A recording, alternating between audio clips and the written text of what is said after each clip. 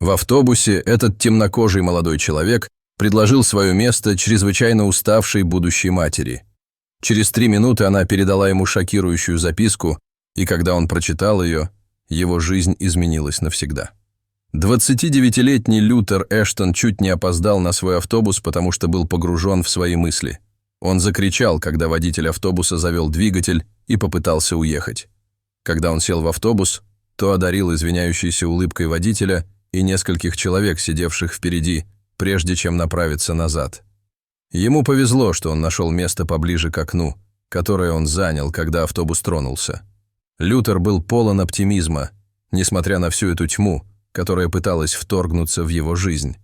Каждый день на работе был тяжелым, но в тот день был такой удар, что у него перехватило дыхание. Кто-то на фабрике связался не с теми людьми в этом районе, и в отместку банда испортила кое-какое важное оборудование. Владелец фабрики был так взбешен, что решил никому не платить в течение целого месяца. Многие уволились сразу же. Лютер подумывал о том, чтобы поступить так же, но не смог. По сравнению со многими работниками, он был в невыгодном положении, поскольку не имел высшего образования и был афроамериканцем. Он оставался на месте и надеялся, что владелец передумает, иначе у него были бы большие неприятности. Когда он поступил на работу 2 года назад, зарплата на фабрике была приличной, но из-за инфляции она едва покрывала его основные потребности, поэтому несколько месяцев назад ему пришлось устроиться на вторую работу. Но даже при наличии 2 мест работы его жизнь была тяжелой. Тряхнув головой, чтобы отогнать мрачные мысли, он заметил, что автобус не движется. Он посмотрел вдоль прохода и увидел, как в него заходят несколько человек. Оставалось всего несколько мест, и они быстро заполнились, в результате чего многие люди остались стоять. Среди стоявших была женщина на последнем месяце беременности. Потому как тяжело поднималась и опускалась ее грудь, было видно, что она очень устала, и Лютер испугался, что она может упасть в обморок. Другие отводили глаза и избегали встречаться с ней взглядом. Они пробормотали, что у них был тяжелый день, и они не несут ответственности за беременную женщину. Без малейшего колебания Лютер окликнул ее и попросил занять его место. В ее глазах отразился шок, но она быстро пришла в себя, пробормотала «спасибо» и, пошатываясь, подошла к нему. Он встал и помог ей сесть. Вместо того, чтобы отойти подальше и встать, он остался рядом с ней. Это была близость, которая была недостаточно близка, чтобы вызвать дискомфорт, но и не настолько далека, чтобы он не смог дотянуться до нее, чтобы помочь, если возникнет необходимость. Женщина улыбнулась про себя, чувствуя себя непринужденно в присутствии незнакомки. Лютер явно наблюдал за ней. Кем бы ни была эта женщина, беременность далась ей нелегко. У нее были опухшие ступни, неровная пигментация и неестественно широкий нос. Было очевидно, что она была красивой женщиной, но ее тело пострадало, потому что она носила ребенка. Лютер подозревал, что у нее был последний триместр беременности, судя по размеру ее живота. Чем больше Лютер наблюдал за ней, тем больше в нем росло сострадание к ней. У его матери была тяжелая беременность, во время которой она потеряла своего мужа, его отца. Лютер тогда был всего лишь подростком. Женщина прочистила горло, возвращая его к реальности. «С вами все в порядке, мэм?» — спросил он и сверкнул улыбкой. Она кивнула и улыбнулась в ответ. 3 минуты спустя они подъехали к автобусной остановке, на которой должен был высадить Лютера. Он улыбнулся женщине и помахал на прощание, но как только собрался отойти от нее, почувствовал ее руку в кармане своей толстовки. Озадаченный, он взглянул на нее и увидел, что она улыбается ему. «Я оставила записку», — пробормотала она. Он быстро кивнул и вышел из автобуса. Взглянув на часы на своем телефоне, он понял, что вот-вот опоздает на свою вторую работу. Он отложил записку на потом и поспешил прийти вовремя. Когда все закончилось, он вернулся домой в свою крошечную одноместную комнату. Он увидел, что пропустил звонок от своей мамы и перезвонил ей. Они долго разговаривали. Лютер скучал по дому, по своей семье. Ему пришлось уехать из родного штата в более экономически развитый, чтобы поддержать их. У мамы Лютера была дискоидная волчанка, заболевание, которое могло перерасти в системную волчанку, гораздо более опасную и вызванную ужасным стрессом. Именно поэтому Лютер не хотел, чтобы его мать сталкивалась с суровыми условиями жизни в городе и предпочитал, чтобы они с сестрой оставались в коконе маленького городка, в котором он вырос. Именно поэтому Лютер скрывал от нее масштабы своих трудностей. Он не хотел, чтобы она волновалась. Лютер совершенно забыл о записке, пока несколько дней спустя, в свой выходной, не отправился в прачечную. Собираясь постирать, он, как обычно, проверил карманы своих брюк и толстовки. В одном из карманов он обнаружил записку. Ожидая, что это будет простая благодарность, он был удивлен, увидев адрес и девиз, которого никогда раньше не слышал. «В самые темные ночи ваши мечты сияют ярче всего, а мужество – ваш путеводитель». Девиз озадачил его, и он задумался, что бы это могло значить и почему он здесь. Адрес, однако, сильно возбудил его любопытство. Это было в богатой части города, где жили только очень богатые люди. Заинтригованный и неспособный устоять перед тайной, Лютер решил посетить это место на следующий день. На следующий день он сел в автобус, идущий в престижный район. Выглянув в окно, он почувствовал смесь волнения и дурных предчувствий. Что за место он увидит? Почему ему дали этот адрес? Поездка на автобусе, казалось, длилась целую вечность, а его предвкушение росло. Когда Лютер, наконец, прибыл по указанному адресу, он был совершенно сбит с толку. Вместо скромного жилого помещения он стоял перед воротами массивного особняка. Высокие стены, электрический забор и круглосуточное видеонаблюдение свидетельствовали о строгой охране. У маленьких ворот, через которые могли проходить пешеходы, голос робота действовал как пароль. Голос произнес первую половину девиза и сделал паузу. Лютер выпалил, что он здесь по приглашению. В ответ голос снова повторил первую половину девиза. Потребовалось еще 2 попытки, прежде чем до Лютера дошло, что он должен ответить второй половиной. «И мужество – твой путеводитель». Как только он это сделал, ворота автоматически открылись, и он вошел внутрь. Территория была ухожена, собственность в идеальном состоянии, и он знал, что владелец этого места должно быть очень богатый человек. Молодая женщина в униформе горничной вышла навстречу Лютеру и провела его в роскошную гостиную. Он был потрясен, увидев сидевшую там беременную женщину из автобуса в красивом платье в цветочек. Это была Долли Харрингтон, единственный ребенок владельца дома. Она все еще была на последнем месяце беременности, но уже хорошо отдохнувшая и красивая. Она улыбнулась ему и предложила присесть. Горничная принесла закуски и оставила их наедине. После небольшой светской беседы она откашлялась, и ее чашка звякнула, когда она поставила ее на стол.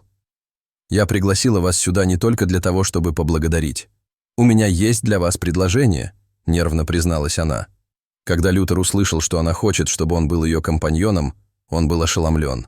Что это вообще значит? Во что он только что ввязался? Почему именно он, из всех тех искушенных людей, которые, как он полагал, были рядом с ней? «Я заплачу вам $200 000, если вы согласитесь». Ее голос звучал ровно, подбородок был поднят, но в глазах было отчаяние. Лютер почувствовал, что у него перехватывает дыхание. Эти деньги могли изменить его жизнь. На данный момент он зарабатывал едва $40 000 в год. А ведь он так много работал. Получать в 5 раз больше за то, что просто был рядом с ней, звучало слишком хорошо, чтобы быть правдой. Долли объяснила ему, что это должен был быть он, потому что она больше никому не доверяла. В тот день, когда они встретились в автобусе, она возвращалась из больницы одна. Она отправила своего водителя с поручениями, потому что хотела немного подумать. Однако она не была готова к враждебности и жалости, с которыми столкнулась из-за своей беременности. Этот опыт заставил ее почувствовать, что она никому не может доверять, пока она не встретила Лютера. Было что-то такое в его нежных глазах, спокойном поведении и вкрадчивом голосе, что заставило ее почувствовать, что она может ему доверять. Если он смог уступить ей свое место, значит, он просто был доброй душой. Именно в этом она сейчас отчаянно нуждалась. В ком-то, с кем можно поговорить и на кого можно положиться. Довериться совершенно незнакомому человеку было большим риском, но бедняжка Долли была готова пойти на этот риск. Она была блудным ребенком, сбежавшим из дома, чтобы не чувствовать себя дочерью своего отца.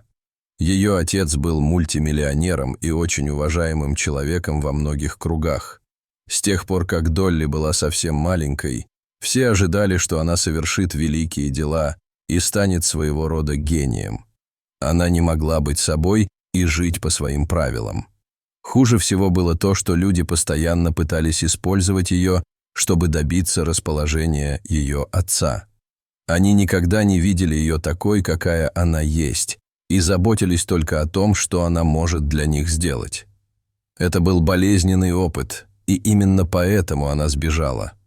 Она знала, что ее действия причинят боль ее отцу, учитывая их хорошие отношения, но она просто хотела прожить свою жизнь без его участия. После того, как она уехала, она жила скромно, устроившись на работу в ресторан быстрого питания. Там она познакомилась с отцом своего ребенка, который тоже работал там вместе с ней. Они подружились, и Долли почувствовала, что у них завязался роман, но мужчина бросил ее ради другой женщины, думая, что она разорена. Ему было все равно, что она носит его плоть и кровь, и он резко отвернулся от своего будущего ребенка.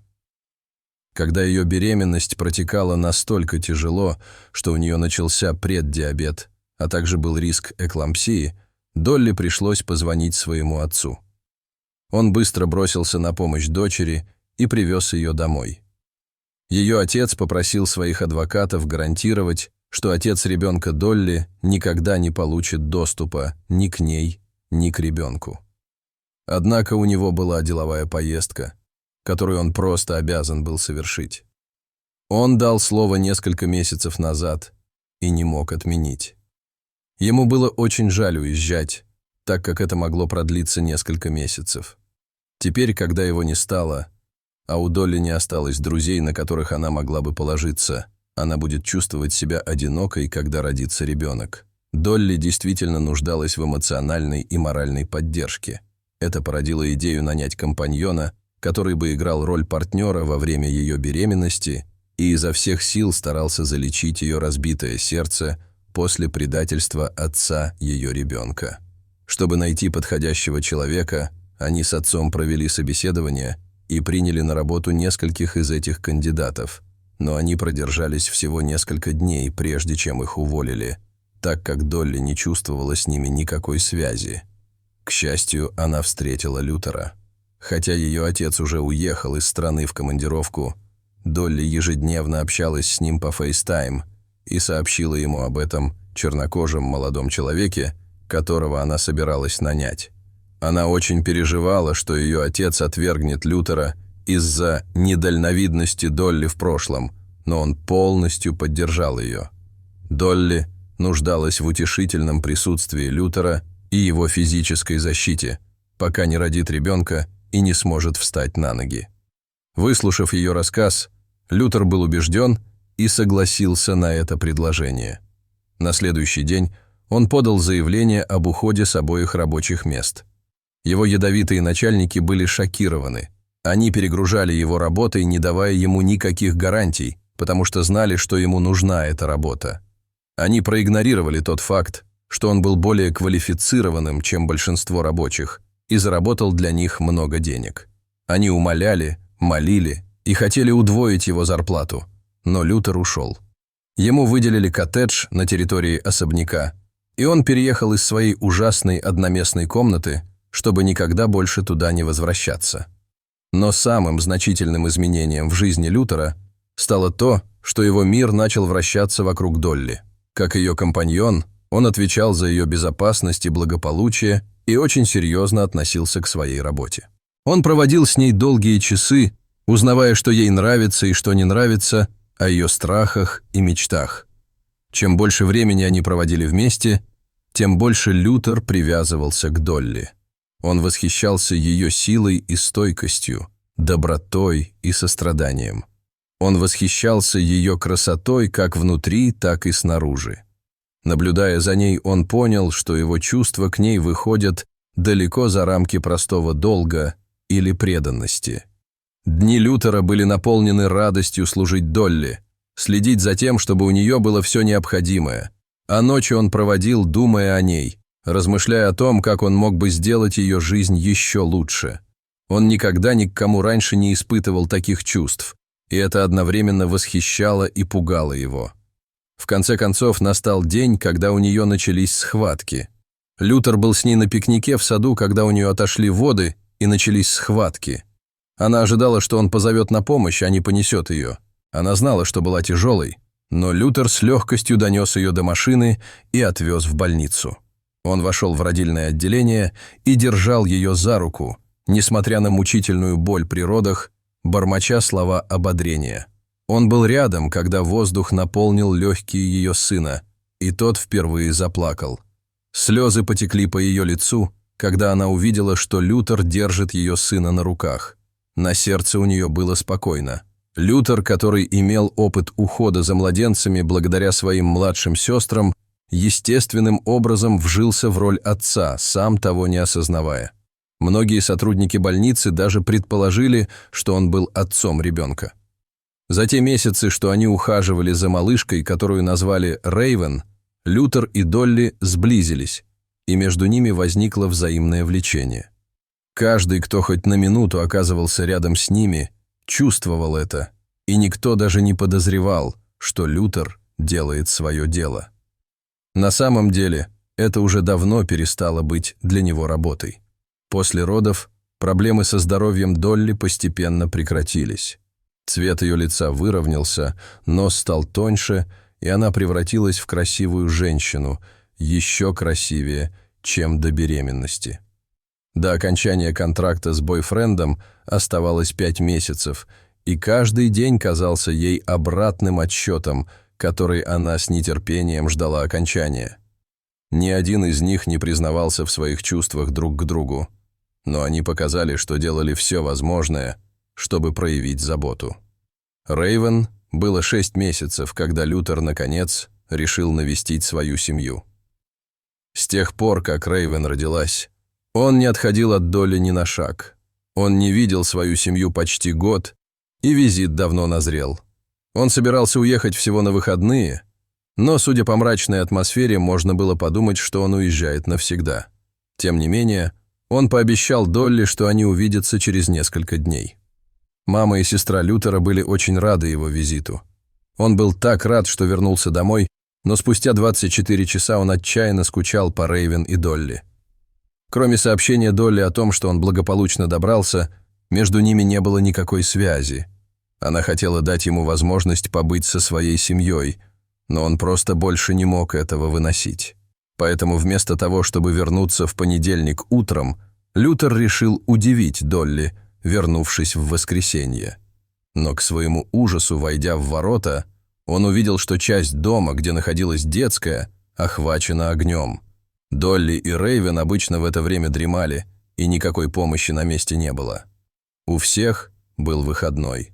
Лютер быстро позвонил в пожарную часть, но не стал дожидаться, пока они приедут. Дорога была каждая секунда. Он бросился действовать. Малыш Рейвен был спасен первым. Пламя уже лизало стены в углу его детской, и он плакал во все горло. Что касается Долли, то, похоже, она потеряла сознание от вдыхания дыма и не приходила в себя, как бы Лютер не тряс ее за плечи. Дым был густой, и эта часть дома разваливалась на части. Несмотря на то, что Лютер предпринял меры предосторожности, закрыв рот влажной тряпкой, дым подействовал на него, и у него обожгло глаза. Когда он пытался вытащить Долли, ему в голову попала балка. Ему удалось из последних сил оттащить Долли в безопасное место, прежде чем он потерял сознание под звуки сирен. Проснувшись, он увидел Долли рядом с собой. Лютер был рад, что она пришла в себя. Рейвен был в больничной детской, и с ним тоже все было в порядке. Голова Лютера была забинтована, его проверили на внутреннее кровотечение и выписали из больницы. Сквозь слезы Долли объяснила, что во всем виновата она. Девушка ее бывшего бросила его, и из слухов он узнал, что Долли – богатая наследница. Он несколько раз пытался обратиться к ней и заявить об отцовских правах на ее сына, но обнаружил, что закон запрещает ему это. Чувствуя себя обманутым, он захотел отомстить. После нескольких недель наблюдения он каким-то образом проник мимо охраны на воротах и тайно подсыпал снотворное в чай Долли с намерением похитить ребенка и потребовать выкуп. Но он по неосторожности опрокинул несколько свечей, когда бродил по дому в поисках Рейвен, и некоторые занавески загорелись. Испугавшись пламени, он ушел, не подумав дважды о Долли и ребенке. Несчастный случай мог бы закончиться летальным исходом, если бы Лютер не вернулся домой раньше. Долли узнала обо всем этом, потому что когда ее отец узнал, что она в больнице, он немедленно отправил копов к дому. Они проверили камеры наблюдения и увидели, как бывший муж Долли выходил из дома, когда начался пожар. Лютер заключил Долли в теплые объятия. Он мягко попросил ее не корить себя из-за этого и пообещал всегда быть рядом с ней. В этот момент они оба больше не могли скрывать свои чувства. Они страстно поцеловались, пообещав оставаться друг с другом, несмотря ни на что. Бывшего мужа Долли в конце концов арестовали. Что касается влюбленных, то они поженились в тот день, когда должен был истечь срок их контракта. Семья, включая маму и младшую сестру Лютера, сфотографировалась вместе и устроила большой ужин. Повсюду было столько счастья. Тот день, возможно, и стал концом контракта, но в то же время началом прекрасной истории. Дорогие зрители, если вам понравился данный видеоролик, поставьте лайк и подпишитесь на канал, чтобы не пропустить новые истории.